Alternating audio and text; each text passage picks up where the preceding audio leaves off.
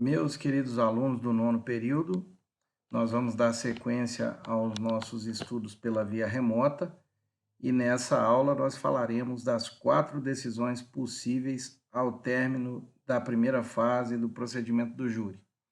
Conforme eu já disse a vocês, o procedimento do júri é um procedimento escalonado, isso é, ele é dividido em 2 fases, sendo que a inauguração da segunda fase pressupõe que o réu seja pronunciado. Portanto, essa regra não contém exceção. Quando vocês encontrarem um réu sendo submetido ao julgamento em plenário, é porque ele foi pronunciado. Não se vai ao plenário do júri sem que antes seja pronunciado. O acusado precisa ser pronunciado para que vá ao tribunal do júri. Portanto, eu fiz aqui para vocês um pequeno esquema que estabelece quais são as 4 decisões possíveis ao término da primeira fase. Vamos a ele.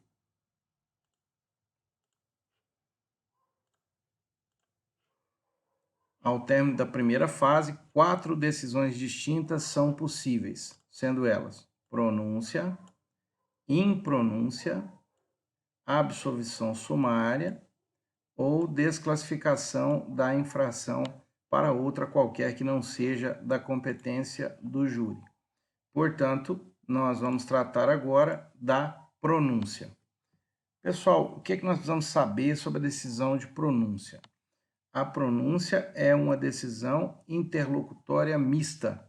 O que significa isso? Decisões interlocutórias são aquelas proferidas no curso do processo e que não analisam mérito. Ela é a decisão interlocutória, portanto, ela é proferida no curso do processo, encerrando uma fase do procedimento e inaugurando uma outra fase, encaminhando o réu para outra fase do procedimento. É uma decisão mista justamente por isso, porque ela encerra uma fase do procedimento e dá início a outra fase do procedimento. Apesar de se tratar de uma decisão, a pronúncia conserva toda a estrutura de uma sentença. Ela contém relatório, fundamentação e parte dispositiva. Outra coisa que vocês precisam saber é que a decisão de pronúncia exige linguagem comedida do juiz. O magistrado não pode mergulhar no mérito da ação penal, ele não pode se aprofundar na prova, porque senão ele estaria usurpando dos jurados a sua função constitucional de julgar a causa. Os jurados é que são os juízes do fato, que são os juízes da causa. O magistrado, ao pronunciar, ele deve usar linguagem comedida justamente para evitar invadir essa esfera constitucional, essa competência constitucional dos jurados. Tanto é que o artigo 413, parágrafo 1º, que eu vou projetar agora para vocês na tela, ele é claro nesse sentido, vejam bem. A fundamentação da pronúncia limitar-se-á à indicação da materialidade do fato e da existência de indícios suficientes de autoria ou de participação, devendo o juiz declarar o dispositivo legal em que se achar em curso o acusado e especificar as circunstâncias qualificadoras e as causas de aumento de pena. Portanto, o artigo 413, parágrafo 1º, é muito claro ao exigir que o juiz não fale demais na pronúncia. Se porventura o juiz for eloquente na pronúncia, a eloquência na pronúncia, o excesso de linguagem, de fundamentação da pronúncia, enseja a sua cassação pela via do recurso em sentido estrito. Portanto, pronúncia, linguagem comedida, linguagem sóbria, linguagem que não extrapole a análise estrita da materialidade do crime e também dos indícios suficientes. Pronúncia se conforma com indícios suficientes de autoria. Havendo prova de materialidade e indícios suficientes de autoria, o juiz deve pronunciar. Lembrando que nessa fase de pronúncia, a dúvida favorece a sociedade. Havendo uma dúvida razoável, é claro, não é uma dúvida tormentosa, porque não é à toa que existe a impronúncia, dela nós vamos falar daqui a pouco. Havendo uma dúvida que não extrapole os limites do razoável, o juiz deve encaminhar o réu para o julgamento no plenário do júri.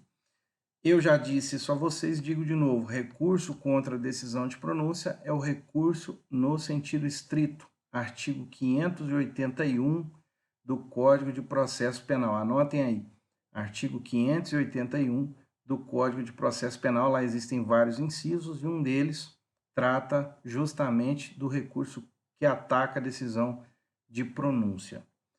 Outra coisa que vocês precisam saber, o Código de Processo Penal veda que seja explorado durante os debates em plenário a decisão de pronúncia como argumento de autoridade. Vou localizar aqui para vocês. Artigo 478, vamos lá. Projetando na tela. Artigo 478. Durante os debates, as partes não poderão, sob pena de nulidade, fazer referências à decisão de pronúncia, as decisões que julgaram, posteriores que julgaram admissível a acusação ou a determinação do uso de algemas como argumento de autoridade que beneficiem ou prejudiquem o acusado.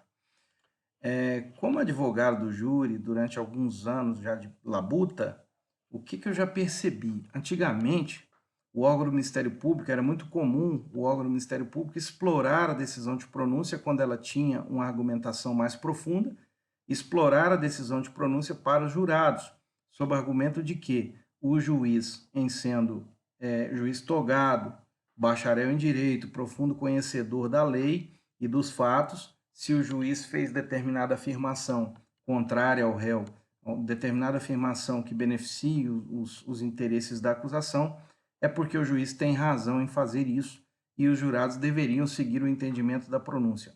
Isso nada mais é que um argumento de autoridade que, depois do advento da Lei 11.689/2008, se for explorado por qualquer das partes no plenário, é causa de nulidade do julgamento.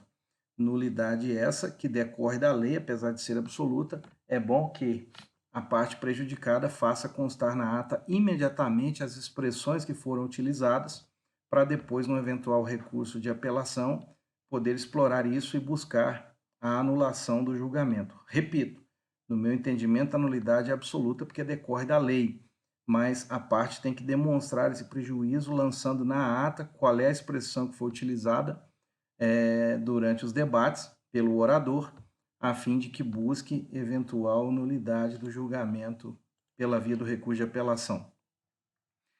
Outra coisa importante que vocês têm que saber sobre a decisão de pronúncia: a pronúncia é causa interruptiva da prescrição.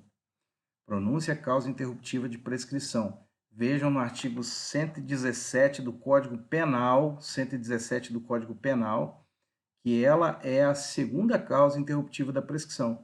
Assim que o juiz recebe a denúncia, nós temos a primeira causa interruptiva. O processo tramita por algum tempo e, em sendo processo por crime doloso contra a vida, haverá decisão de pronúncia lá na frente. Quando o juiz pronunciar o acusado, nós temos outra causa interruptiva de prescrição. Portanto, pronúncia, causa interruptiva da prescrição. Quando for a hora de calcular a prescrição retroativa, se for o caso, a pronúncia é uma das causas que interrompe o fluxo da prescrição. E prestem também muita atenção na súmula 192 do STJ, que é 191 ou 192, eu preciso procurar aqui agora. 191, súmula 191, que estabelece que a pronúncia é causa interruptiva da prescrição. A pronúncia é causa interruptiva da prescrição, ainda que o tribunal venha desclassificar o crime. Então, preste atenção nisso, tá, pessoal? Súmula 191. A pronúncia é causa interruptiva da prescrição. Vou projetar aqui na tela para vocês. Ainda que o tribunal venha desclassificar o crime. Está aí. A pronúncia é causa interruptiva da prescrição, ainda que o tribunal venha desclassificar o crime. Preste atenção no exemplo que eu vou dar. Imaginem vocês que lá em plenário os jurados entendam que não se trata de um crime doloso contra a vida, que os jurados desclassifiquem, por exemplo, um crime de homicídio tentado para lesão corporal grave ou para lesão corporal simples, que os jurados desclassifiquem um homicídio para lesão corporal seguida de morte. A gente poderia argumentar o seguinte: então, se houve a desclassificação em plenário, não haveria razão de existir da pronúncia. E eu poderia desconsiderar a pronúncia na linha do tempo para que ela não seja causa interruptiva da prescrição e para que o curso da prescrição possa transcorrer sem essa barreira, sem essa causa interruptiva chamada pronúncia, já que se o jurado desclassificou, eu poderia desconsiderar a pronúncia na linha do tempo. Não posso. A pronúncia é causa interruptiva da prescrição, mesmo que haja desclassificação no plenário. Estamos entendidos sobre pronúncia? O recurso, já disse, contra a pronúncia, recurso em sentido estrito. Na próxima aula nós vamos tratar de impronúncia, absolução sumária e desclassificação. Até lá.